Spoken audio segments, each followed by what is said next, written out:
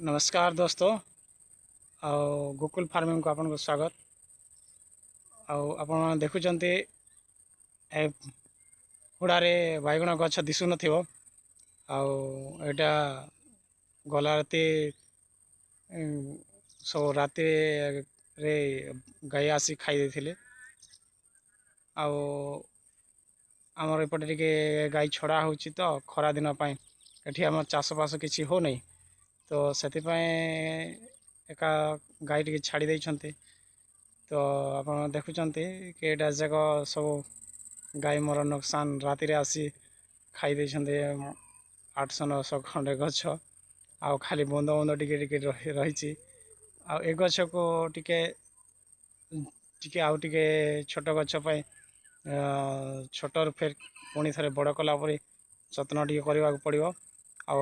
किसी ना टिके यूरिया डीएपी टिके होल सार पर देदेले यार 8-10 दिन पर फिर पुणी थे पत्र होकर डाल फाड़ एका सांगे उठी आसो। तो आप देखिपे गछ पूरा देखते गछ पूरा एमती पूरा नाड़ नाड़ एक खाली बुंद टिके छाड़ी देइछन्ते। छाड़ी एटा काली पर दिन काली सार टिके देइथिले, पर दिन राति रे सब खाई देइथिले। एटा सार टिके देला परे पत्र टिके टिके बाहरला परे मो ए वीडियोटा करूछि आपन को जणाइबा पई। हेले गाई खाइले मध्य एटा पाकड़ हवा पत्र हवा फिर गछ हवा छोट गछ पर टिके परिश्रम लागिबो, समय लागिबो। देखुचंती एटा सब गछ जाक गाई पूरा राति रे आसी पुणी नांड करी खाई देइछन्ती। एटा पुणी जत्न कला बेल को आउरी 10-15 दिन खंडे लगी जो यार पत्र पत्र हेला बेल को टिके समय नब फल हवापाई फूल हवापाई पूरा फूल फुटी जाइथिला।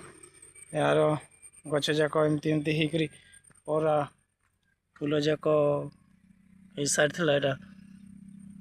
तो सब गाई आसी खाईदेले हेले आसी गाई सब खाई देइछन्ते। हेले चिंता करिवार नाही, पुणे 10-15 दिन पर आउ थे पत्र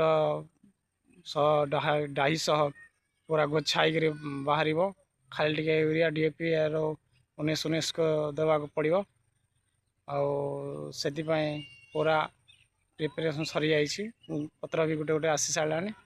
आप देखुं गोकुल फार्मिंग को सब्सक्राइब करंतु, लाइक करंतु, शेयर करंतु, आ कमेंट कर जणांतु जेमती आगो को आहुरी किसी उन्नत मानर मेसेज आपण मान को पाई देई हबो। तो करंतु जेमती आगो को आहुरी पूरा वीडियो आपन को जणाइबे। जेमती कि ए जेमती गाई खाइला परे मु निजे मेडिसिन स्प्रे कर ताको दे सार दे 19-19 को प्रयोग करी एनपीके 19-19 को प्रयोग करी जेमती आपन को जणेले कि गाई खाइले भी गछटा हबो।